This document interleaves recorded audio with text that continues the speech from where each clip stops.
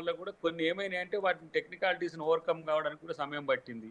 నేనేమంటున్నా, మీకు సమస్య వస్తే మీకు సమస్య అనిపించేది మా దృష్టికి తేవడానికి ఇప్పుడు వీళ్ళంటేనేమో కమ్యూనిస్టులేమో మిత్రపక్షాలు కాబట్టి వాళ్ళు చెప్పినవి కూడా వింటలేరా అని మీరు అంటారు. కాబట్టి నేను ఏమంటున్నా అంటే ఇమీడియట్గా మీరు మీ అబ్జర్వ్ నిన్న వీరయ్య గారు ఒక అంశాన్ని లేవనెత్తిండు. దాన్ని ఇమీడియట్గా మేము ముఖ్యమంత్రి గారి దృష్టికి తీసుకొచ్చినాం. దాన్ని రెక్టిఫై చేయడం అయింది. ఇప్పుడు మీరు కూడా ఎలాంటివి ఉన్నా కూడా ఇప్పుడు మీడియాలో బిగ్ టీవీలో మాట్లాడుతున్నారు. మీరు మాట్లాడింది డెఫినెట్గా అది కోట్ అవుతుంది.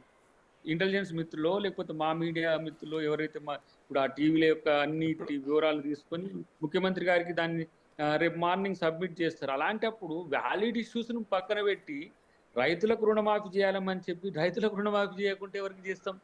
ఆ 31,000 కోట్ల ఇంకో దారి తప్పకుండా కూడా మెకానిజం ఎంత దాదాపు 400 మంది ముఖ్య నాయకులు, ఎమ్మెల్యేలు, ఎంపీలు, మంత్రులు, ఓడిపోయిన ఎమ్మెల్యేలు, తర్వాత కంటెస్టెడ్ ఎమ్మెల్యేస్, ఇప్పుడు లేటెస్ట్గా ఉన్న కమిటీ మొత్తం కూర్చున్నాం. ఇవాళ దాదాపు 2 hours కూర్చొని మాకు గైడ్ లైన్స్ ఇచ్చింది. సో ఈ 4-5 రోజుల్లో ఫస్ట్ దఫాని ఎఫెక్టివ్గా కావడానికి పదవులకు అతీతంగా అందరు కార్యకర్తలాగా పనిచేయాలని దిశానిర్దేశం గారు ఇచ్చింది. కాబట్టి మీరు ఎలాంటివి వచ్చినా వీడ కూడా చెప్పండి. ఇప్పుడు పివి గారు చేస్తున్న షోనేమో మా ఎరినా లేదనుకుంటున్నారు. డెఫినెట్గా అదంతా కూడా రికార్డ్ అవుతుంది. డెఫినెట్గా సేమ్ థింగ్ సార్. ఇప్పుడు అనేది అనుమానాలు ఉండటం వేరు, అనుమానాలు అనేది అవి ఇప్పుడు క్లించ్ కావు. అనుమానాలు ఎప్పుడు క్లించ్ అవుతాయంటే రేపు ప్రాక్టీస్లో క్లించ్ కావాలి. అప్పుడు కూడా క్లించ్ కావాలంటే మీదే కరెక్ట్ అవుతుంది. లేదు మీ అనుమానాలు పటాపంచలు చేస్తూ ప్రభుత్వం ఉంటుందా అంటే సరే. ఒకటే మాట నాది ప్రశ్న, ఎందుకంటే సవాళ్ళు ప్రతి సవాళ్ళు నడుస్తున్న సమయము. 1,00,000 లోపు రుణమున్నా లేకపోతే 2 లక్షల లోపు రుణమున్నా రైతుని ఆగస్టు 16 రోజు మీ ముందు కూర్చోబెడితే రిజైన్ చేస్తారా రేవంత్ రెడ్డి గారు? అంతే, చాలు.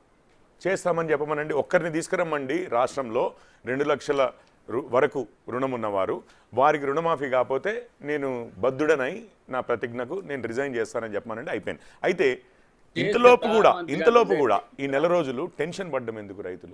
ఇప్పుడు ఒక్క నిమిషం అండి, ఒక్క నిమిషం అన్న.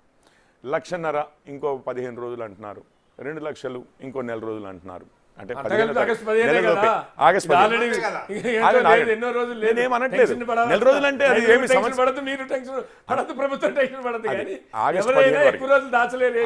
అందుకనే ఆగస్టు 15 సార్. జస్ట్ నేనేం చెప్తున్నాను చూడండి, 15 వరకు ఎవరికైనా టెన్షన్ ఎందుకు? జియోలు అయితే మన ప్రభుత్వం మీరు చూశారు, ట్రాన్స్ఫర్ల మీద ఒకే ఆఫీసర్ని 3-4 సార్లు ట్రాన్స్ఫర్ చేయడానికి కూడా పట్ట జియోలు చేస్తారు కదా.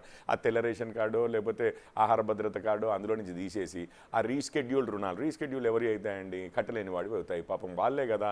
అంటే ఆ మాత్రం ఉన్నది కూడా కట్టలేని వాళ్ళది రీస్కెడ్యూల్ చేస్తూ ఉంటారు, నాన్ పర్ఫార్మింగ్ అసెట్స్ అవ్వకూడదని. వాళ్ళు అత్యంత అవసరంలో ఉన్నారు అసలు రుణమాఫీకి. నిజం చెప్పాలంటే అసలు కట్టలేని వారు. ఆ 2 పదాలు అందులో నుంచి తీసేసి ఆ 2 లైన్లు అర్ధగంటలో జియో ఇష్యూ చేయొచ్చు. ఇప్పుడు మంత్రులు ఇంత మాట్లాడుతున్నారు, దయాకర్ గారు చాలా ఓపిక్గా మేము అడిగిన వాటికి ఇక్కడ సమాధానం ఇవ్వడానికి ప్రయత్నిస్తున్నారు. కానీ ఇదంతా ఎందుకండి? అఫీషియల్ డాక్యుమెంటు ఒక జియో ఇచ్చేస్తే ఎమ్మటే వాట్సాప్ ఉంది చేయబట్టి ప్రతి రైతు దగ్గరికి ఇంకో గంటలోనే వెళ్ళిపోద్ది. మీరు బ్రేకింగ్ న్యూస్ పెట్టేస్తారు, ఈ భద్రత అంటారు, అయిపోయింది. ఈ 2 విషయాలు. అయితే దాని మీద ఇంకొక విషయం, నిబంధనలు అవన్నీ నిబంధనలు దానికోసం కాదు, మారుస్తేనే అవన్నీ మీరు పట్టుకోవాల్సిన లేదు. ఎవరి ఆర్గ్యుమెంట్ అంతసేపు అయినా ఇదే ఆర్గ్యుమెంట్. జోల్కండ్ గారు సార్ 5 రూపాయల ఖర్చుతో సరే, పొలిటికల్ లైన్ కాదు సార్, పొలిటికల్ లైన్ కాదు. ఒక్క నిమిషం సార్, నేను నిజంగా చెప్తున్నాను, ఇది పొలిటికల్ లైన్ కాదు. 5 రూపాయల ఖర్చుతో ఇంత టెన్షన్